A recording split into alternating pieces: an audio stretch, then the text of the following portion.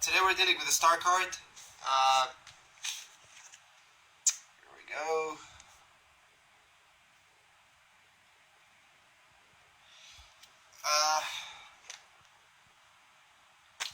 So let's first talk about the symbolism of the card. The card is in Venus. Go. Water is dripping.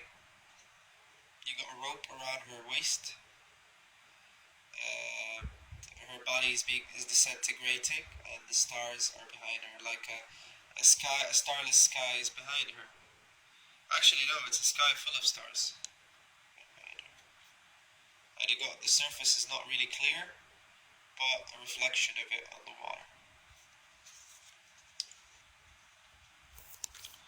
So the star basically is about. Let's talk about the first part of the star, which starts from the end of the tower. So the tower occurred, and things went out of proportion. It's an end of a certain way of dealing with things.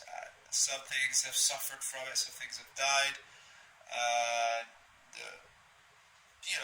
What I talked about last video. After that video, there's a period of sorrow. After that card, there's a period of sorrow. And whether we choose to feel that sorrow or not is up to us.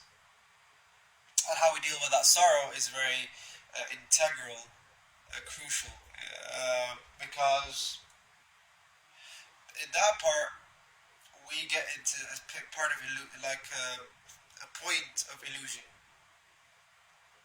So I want to ask you. This question, please answer in the comment section. How do you deal with sorrow? What's the first? How do you respond to it? How do you take it out on the people surrounding you? And how do you deal with anxiety? Like when you're afraid of the new beginnings, when something ends. How do you deal with the hope for a new beginning? Now, let me talk about the third aspect. Altruism. Now, when we're hoping for a new beginning, most of the time it seems that we feel altruistic. We feel the desire to help the other. And it's okay. There's nothing wrong with that. It's more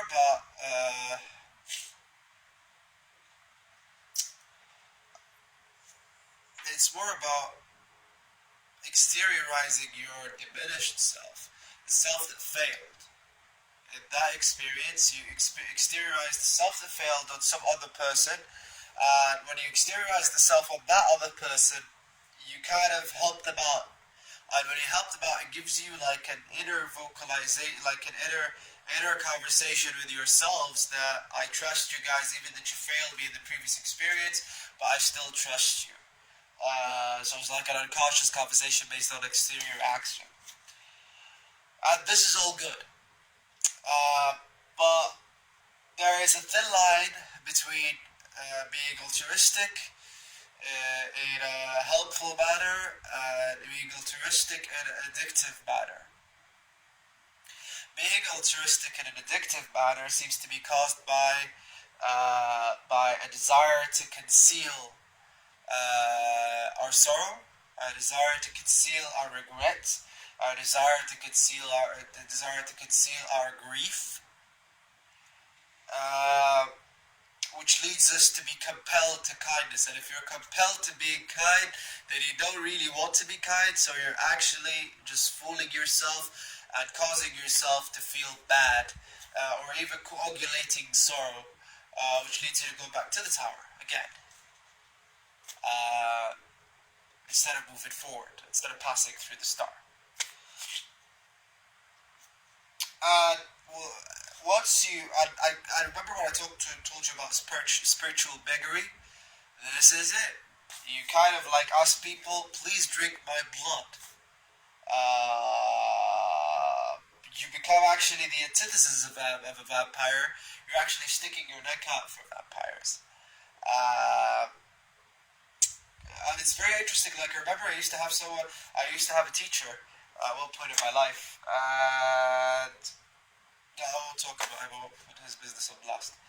But it's very interesting to see how people tend to actually ask others to be terrible to them without them noticing. Like, you're asking others to take advantage of you without even noticing, so you feel like a victim. Because you find it hard to trust yourself when you are not when you're making mistakes. Like, if you make mistakes, then how can you trust yourself?